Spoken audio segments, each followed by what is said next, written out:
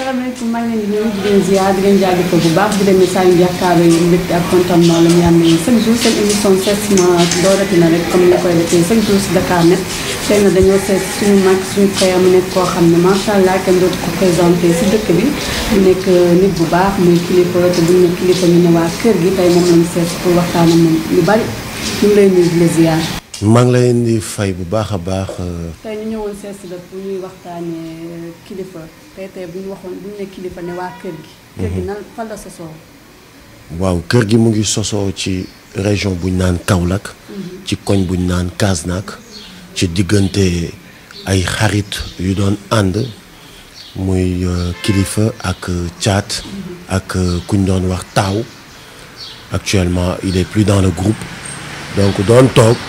di indigné wu à chaque fois nekkoon ay revendicateurs dans nos établissements maanaam ci écoles yi doon porter à chaque fois li nga xamante ni mooy revendication wu élèves yi ak ba ci koñ beeg yooyu alors bi ñu demee ba benn instant en 96 donc on avait jugé nécessaire de créer un groupe de rap pour vraiment li ñu nga xamante ni ñu ngi koy def di gis ni mu ngi apporter ay solutions dans un petit établissement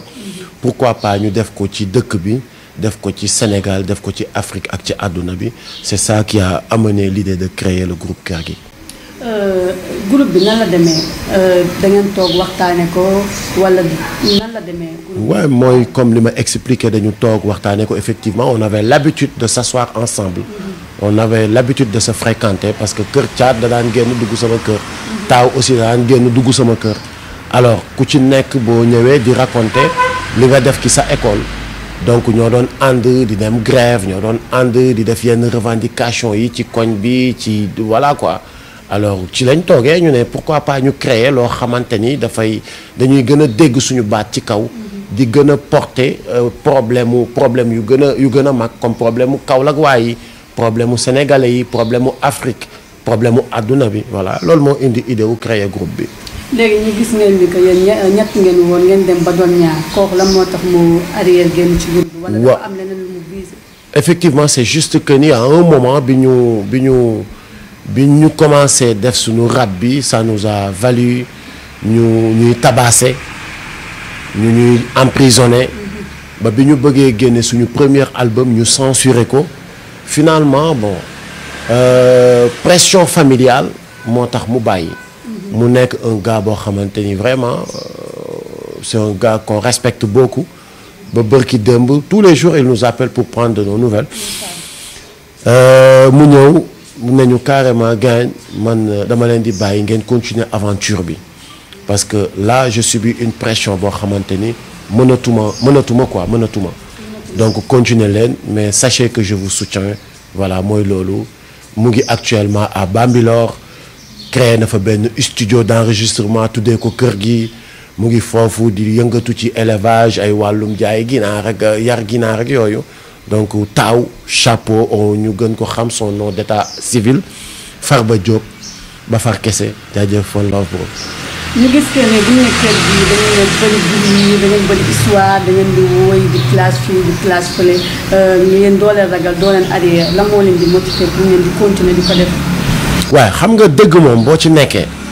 doo ca ragal a wéet te à chaque fois bu ñuy wax musuloo dégg kilifa wala caat kenn yëkkati micro kaas ne woy damaa war a am dàll wala damaa war a dëkk ci kër gu nice dama war a dawal oto à chaque fois on porte le combat d'un peuple ou un combat d'une population dañuy xool li nga xamante ni actuellement moom la askan bi di dund mu nekk lu metti ñu jàpp ni ñi nga xamante ni ñooy ñi ñuy jiite war a gestu askan boobu gisuñ leen wala dégguñu li ñuy jooy ñu ne xaaral ñu jottali yuuxu yu yëkkati ko ci kaw mais c'est pas que dañu bëri histoire wala c'est pas que dañuy clash wala c'est pas que xam nga nu mu ci misaal mooy dafa mel ni nga fekk kiy jooy nga topp ko naan ko noppil boo buggee mu gaaw a noppi da ngay dem seeti ki koy dóor nga ne ko arrêter sa dóor parce que je pense que ni kuñ dóorul du jooy donc loolu la quoi. ñu gis ni que waa kër gi yéen saa yoo leen surtout affaire élection bu ñëwee rek ngeen génnee seen kàddu mais ñu bari instant yi dañ leen di cloche parce que dañuy ne yéen seen poste ngeen fi nekkal. waaw mais c'est-à-dire xam nga quand on est corrompu on croit que ou on pense que tout le monde est corrompu. nit ki moom nu mu mel rek lay jàpp ni noonu la keneen mel. parce que d'habitude y a des gens yoo xamante ni pour ñoom bu nit di yëngu rek li ñu naan bu mag di naan ndox bu tàng suukar saa tax mais c'est-à-dire il faut que nga am une bonne foi pour gëm ni y a des gens qui ne sont pas comme ça am na ñoo xamante ni li ñu naan ñi regg démb fu ñu jëm seen koll la ñuy yóbbaale. ñun on n'est pas né pauvre on n'est pas issu dans des familles misérables dañoo juddu ci famille yoo xamante ni taw afakal la macha allah suñ papa xam ak suñu yaay yi yar ñu nañ ñu war a yaree xamal ñu wéet gore wéetalu ko gore xamal ñu ni aussi ñu tarbiye ñu dugal ñu dajeek ay góor yàlla ñu xamal ñu ni jaamu yàlla bi gën a yàlla suñ borom nangu mooy bi ngay def jëmale ko ci doomu aadama yi jubluwuñ ci lenn keneen nag ku xalaat ni leneen a tax ñu koy def c'est parce que moom noonu la mel je ne vais pas être là à dire que non ku xalaat ni on est corrompu rek c'est parce que tu es corrompu. que rappeurs yi bëri nañ torop. mais yéen a gën a mën a kaas yéen a gën a mën a nekkal fi askan. bu nit ñi demee ba def constat ni woy kër gi de tous leurs albums wala single wala lu mu ci mën a doon saa bu ñu génnee rek c'est pour conscientiser c'est pour sensibiliser c'est pour revendiquer c'est pour sant yàlla la alhamdulillah et j'invite aussi képp ki nga xamante ni tu te réclames porteur de voix parce que aujourd'hui beaucoup se réclament des porteurs de voix donc je les invite juste sur cette lignée ñu xam ni que ni quand tu prétends ou quand tu te réclames un porteur de voix tu dois porter le problème des populations yóbbu ko fi ñu koy déggee loolu kese la nous sommes juste benn écho sonore li nit ñi di muram ci ki suuf ñu koy dundandoog ñoom di ko gis di fréquenter mayga yi di fréquenter fu ne ñu fay dugg gis li nit ñi di muram ci ki suuf bëgg ku ko jot loolu la ñuy jël rek jottali ko ñu ko war a jot. mais rappeurs yi bari nañ ko surtout nouvelle génération bi parce que bu ñu nee wéy defe naa ni que ni da ngay wéy loo xam ne da koy yeete da ngay wéy loo xam ne bu ko dégloo da ciy bàyyi xel mais gis nañ ni dafa mel ni nouvelle génération bi dañ fay nekk rek pour xaalis wala pour duggal seen poos bu ñu wéy loo xam ne yenn thèmes yoo xam ne da nga ciy jëlee xam-xam. waa xam nga hip hop la dafa yaatu. obligé wuñu kenn pour ne ko ñëpp dañu war a rabee comme kër gi. waxuñ tamit ni ñëpp dañu war a rabee comme Fou Malade waxuñ tamit ni ñëpp dañu war a rabee comme Simon ku ci nekk yow yaay xool li nga xamante ni mooy sa trajectoire parce que aussi background dafa am solo nit ki su amee une histoire tey jii par exemple je vais te donner l'exemple sur Sadio Mané pourquoi muy briller aujourd'hui parce que dafa am lu ñuy woowee histoire. Il est issu d'une famille mu gis papaam nekk ñefekat papaam nekk référence am yaayam nekk référence am waa Bambali dëkk bi mu jógee mu gis fa ñu am jom bi ko yàlla mayee mu am as tuut ci talent wu football mu ne talent bi dinaa fexe ba def ba c'est une révolution c'est une forme de révolution parce que boo demee tey jii ba dindi benn complexe bu amoon ci entre ay woy ballon d'or ku dul Messi wala Ronaldo wala ku dul tubaab waroo ko jël ba ñuy dem ba ren ji à l'unanimité adduna bi yëpp dañoo nangu ni dañoo def lu leen neex rek mais Sadio Mané moom moomoon ballon d'or bi donc dama lay jox exemple bu mel noonu quoi ku ci nekk histoire bi nga am ca la ngay yëngu ci métier bi moo xam ci lu mu mën a doon bu ñuy xool après loolu ngay exprimer noonu ngay mën a exprimer woo kër gi dafa am histoire dañu am jaar-jaar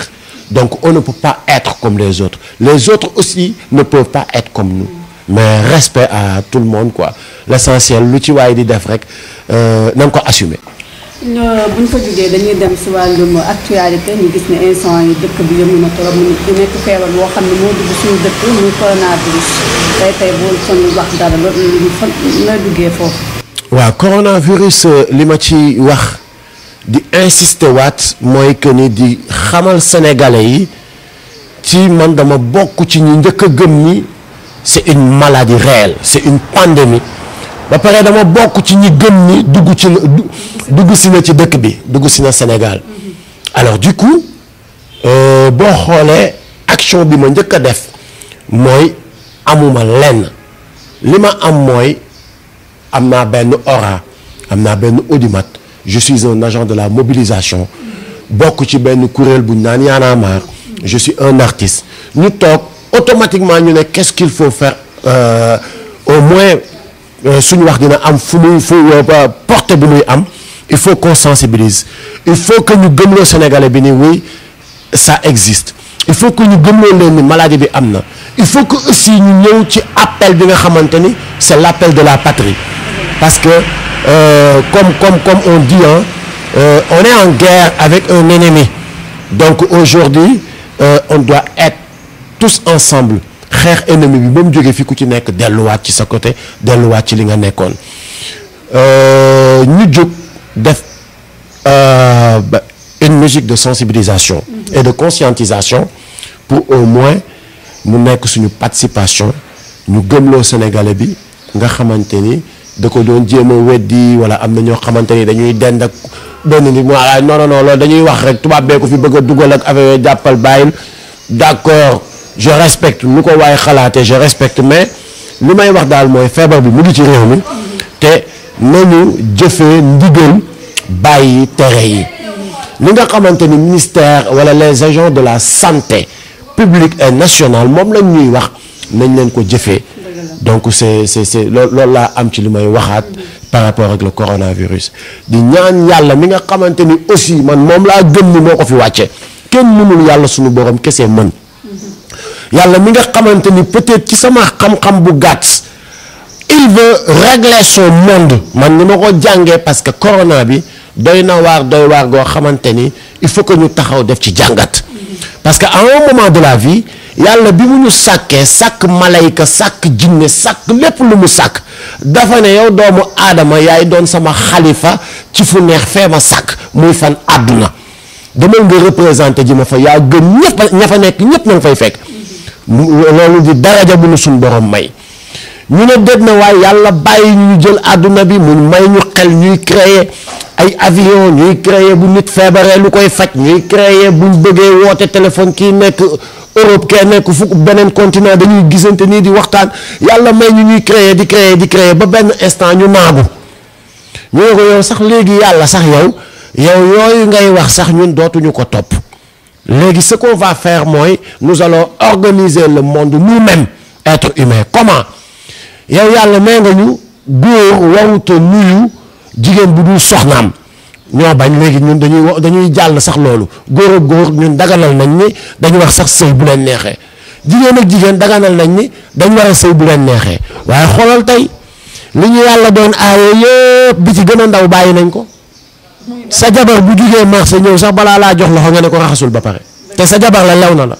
donc boo defee jàngat yu ndaw yooyu rek nga xam ni yàlla mooy wane boppam ni bu bëggoon tey jii bu bëggoon ñëpp gëm ko tey ñëpp commencé gëm ko waaw góore waay nañu delluwaat ci yàlla te delloo lépp yàlla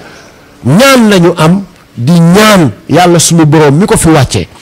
mu musal ñu ci muccal ñu ci te gaaw jëlee ko fi man loolu kese laa ci laa ci gëm sérieusement quoi di wax aussi que ni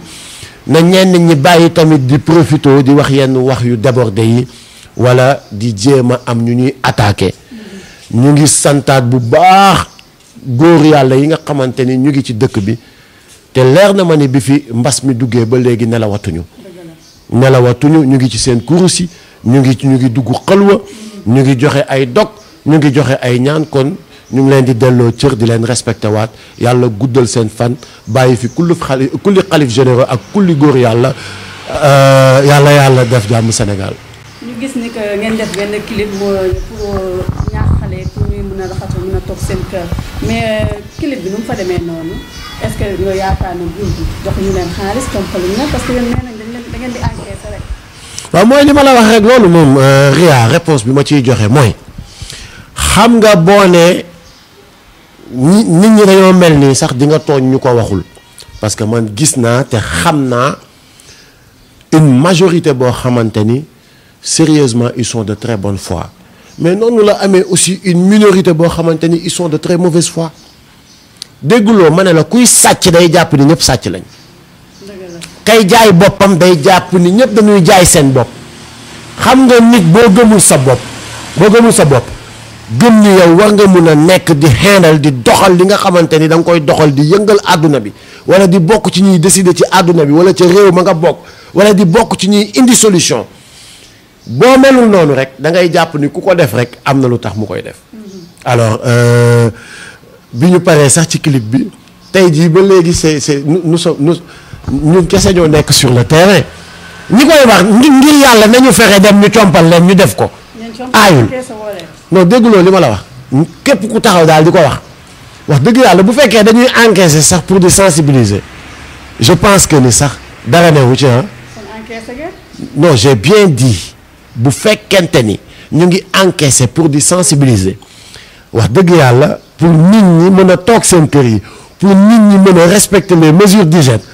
baax na sant yàlla la à plus forte raison ba nga xamee ne ñun ñooy jël suñu doole ñooy jël suñu temps ñooy jël suñu as weccet di composer musique